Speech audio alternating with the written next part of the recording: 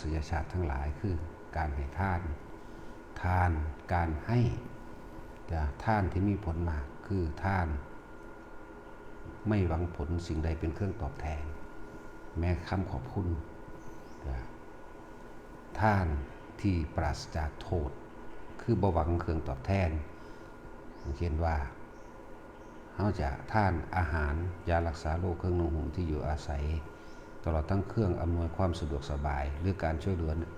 ลือกิจการงานต่างๆแนะนำอาชีพวิชาการงานต่างๆการให้ทานการ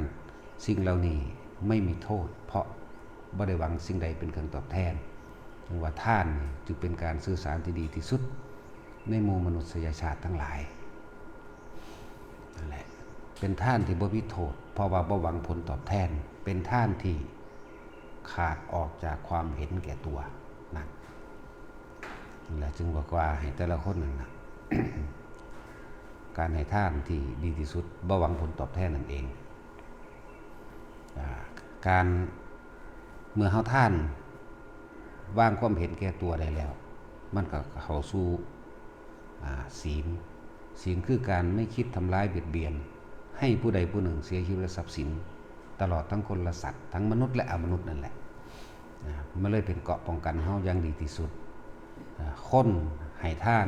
ด้วยไม่มีความโลภเมื่อมาคิดถึงบุคคลผู้อื่นแล้วคนมันมีความโลภมันจึงมีความโกรธมันจึงทำลายซึ่งกันและกันเบียดเบียนซึ่งกันและกันแต่นี่ท่านเฮาก็ตัดความโลภออกแล้วบ่เห็นแก่ตัวแล้วเป็นเครื่องป้องกันตัวเองอีกอย่างหนึ่งก็มาคือการไม่คิดเบียดเบียนทำร้ายให้ผู้ใดผู้หนึ่งเสียชีวิตทรัพย์สินคำว่าทั้งมนุษย์และอมนุษย์ร่วมไปเบิดเลยมนุษย์คือทั่วไปนี่เห็นอยู่อมนุษย์จังสันสัตว์เดรัจฉานอมนุษย์อีกประเภทหนึ่งจึงคือพวกพูดผีปีศาจจิตวิญญาณต่างๆเปรตผีว่าบางมนุษย์บางคนบางพวกบางหมู่เรามีความเข้าใจว่ามีมนต์สะกดวิญญาณทำลายวิญญาณขับไล่วิญญาณอีหยังก็ว่าไปนี่แหละจึงเว้าร่วมใหญ่ว่าทั้งมนุษย์และอมนุษย์นั่นแหละคนให้ทานโดยบ่มีจิตโลภปราศจากความเห็นแก่ตัวนี่ก็บ่เบียดเบียนผู้อื่นเป็นศีลขึ้นมาเองและที่ควบคุมตนเองเฉพาะตนได้อีกอย่างหนึ่งท่านก็เป็นเกราะป้องกันคือความดีเป็นบุญเป็นบารมีเป็นกำลังใจป้องกันทางภายนอกให้เฮาคือทางร่างกายความไปมาสะดวกสบายศีลก็ป้องกันภายนอกให้เฮาอย่างหนึ่งคือเฮาบ่เบียดเบียนไผก็บ่มีผู้ใดมาเบียดเบียนเฮาได้คือกันด้วยความบริสุทธิ์ใจต่อมาภาวนานี่เป็นตัวยอดเยี่ยมบัดพยายามควบคุมจิตของเจ้าของเองบ่ให้มันไหลไปตามสิ่งที่กระทบกระทั่งโดยเฉพาะคำสรรเสริญและนินทาหรือมีบุคคลมาชักชวนให้นินทาผู้อื่นให้ก้าวตูผู้อื่นให้ใส่ร้ายผู้อื่นเพราะนั้นเฮาจึงมีวิธีการว่าภาวนาเป็นการควบคุมความคิดเจ้าของบ่ให้ไหลไปสู่ที่ต่ำส่งอารมณ์มันเป็นกุศลรักษาสิ่งที่มันเป็นบุญคือความสงบกุศลคือความสะอาดออกจากทุกข์เรียกว่าบุญกุศลและทานศีลภาวนานั่นก็ครบอยู่3ประการนี้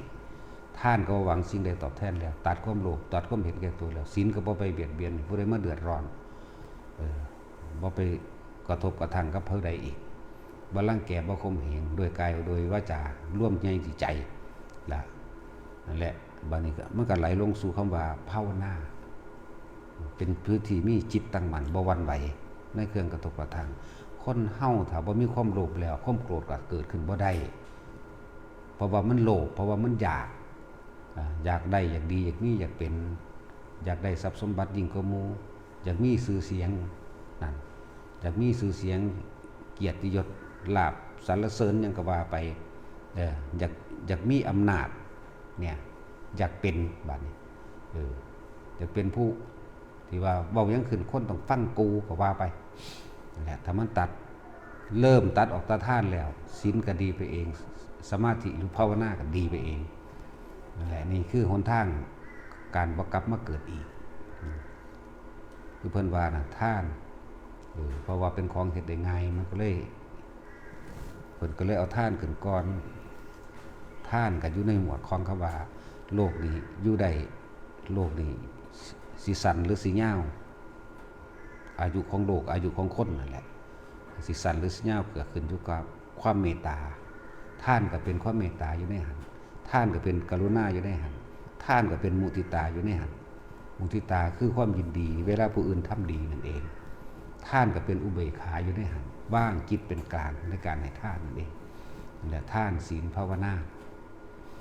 ทุกคนยึดหลักนี่แหละแล้วก็ประกอบไปด้วยสัมมาทิฏฐิคือความเห็นถูกต้องตามความเป็นจริงโดยธรรมชาติไม่ได้เห็นผิดไปจากความจริง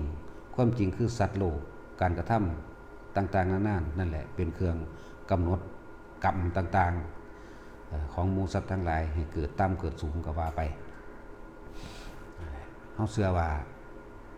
สัตว์โลกเป็นไปตามกรรมเฮาเชื่อว่าบ่มีผู้ใดมาดลบันดาลสุขและทุกข์ให้เฮาได้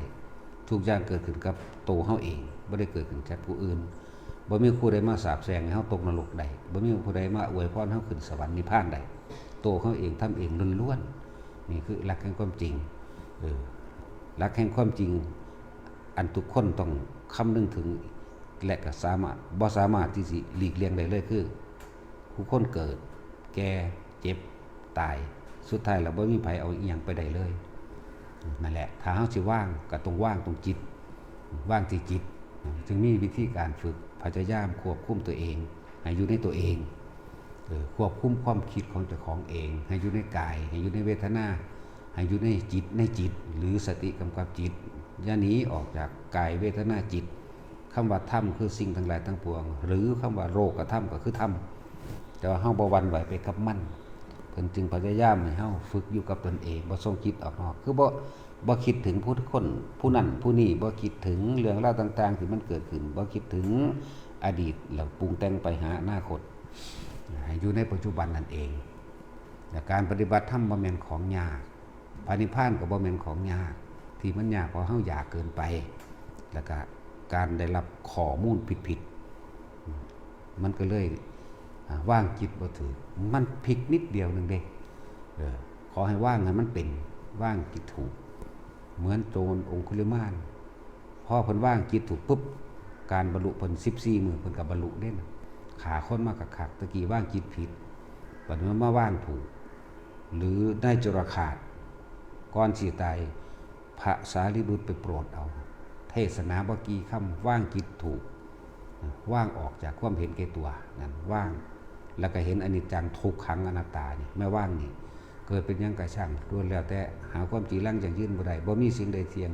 แท้แน่นอนในโลกที่เป็นทุกข์เพราะว่ายึดมันเป็นแบบนี้เองว่างจิตเป็นกลางเข้าสู่ลมหายใจเป็นอนาคามีนั่นพวกผู้หญิงกับนางอัมภปาลี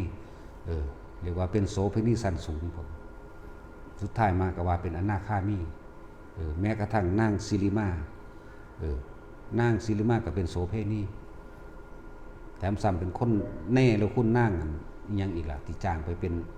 เมียชั่วข้าวให้15 มื้อจ้างให้เป็นเมียชั่วข้าวแล้วไปเอาน้ำมันเนยนะมันเดือดลวดลาดหน้าเขานั่นแหละว่าว่างจิตผิดนะที่แรกแต่ฟังธรรมจากพระพุทธเจ้าบรรลุโสดาบันบรรลุโสดาบันต่อไปป่วยแล้วก็ตายนี่คือสิ่งที่พวกเขาหลีกเลี่ยงบ่ได้คือกันบ่มีไผเอาหยังไปได้ฉะนั้นพยายามอย่าเก็บอารมณ์ต่างๆอย่าเก็บเรื่องราวต่างๆเข้ามาปรุงแต่งให้มันเกิดอารมณ์ความรู้สึกพอใจบ่พอใจน่ะพบเป็นแบบนั้นนั่นแหละเฮาจึงมีวิธีการฝึกตัวเองบ่มีผู้ใดฝึกไผได้เท่ากับตัวเองฝึกตัวเองเด้อแล้วก็บ่มีผู้ใดต้องการให้ผู้อื่นบังคับฉะนั้นทุกคนที่เข้ามาปฏิบัติธรรมตัวเองต้องฝึกสังวรระวังตัวเองว่าตัวเองมาปฏิบัติธรรมมาจากรู้ธรรมมาเห็นธรรมมาฝึกหัดดัดตนเองจังว่าคำเว้าหน้าคำเว้าหลังให้มันตรงกันเด้อมาขออยู่นำมาปฏิบัติธรรมมาหยังเพิ่นก็สอนให้เบิ่งใจตัวเองอยู่แล้ว เพิ่นบ่ได้ให้ไปเบิ่งผู้อื่นดอกนะจังว่าเฮาให้หาเครื่องอยู่ของเฮาก็มีแล้วฮู้จักแล้ว ผู้ใดเฮ็ดบ่เป็นก็ขอคำแนะนำกันตัวหรือผู้มาใหม่นั่นไปฝึกอยู่ศาลาอุณาโลมศาลาฝึกจับจุดอุณาโลมนั่นแหละจังว่าทุกคนเห็นตามความเป็นจริงสิ่งใดสิ่งหนึ่งเกิดเป็นธรรมดาสิ่งนั้นดับเป็นธรรมดานั่นแหละสัพเพธัมมานารังอภินิเวสายะนั่นนะสิ่งทั้งหลายทั้งปวงบ่ควรเข้าไปยึดพองเพราะสิ่งทั้งหลายทั้งปวงเกิดเป็นธรรมดาดับเป็นธรรมดาความเข้าไปสงบระงับความคิดนั่นแหละเป็นสุขอย่างยิ่งเป็นสันติบทเป็นนิพพานสงบระงับความคิดนี่นึงเด้นะอุปทวายธรรมิโนนี่อุปชิตวานิโรธชันตินี่เตสังโวปสโมสุขโขนะเอาพอ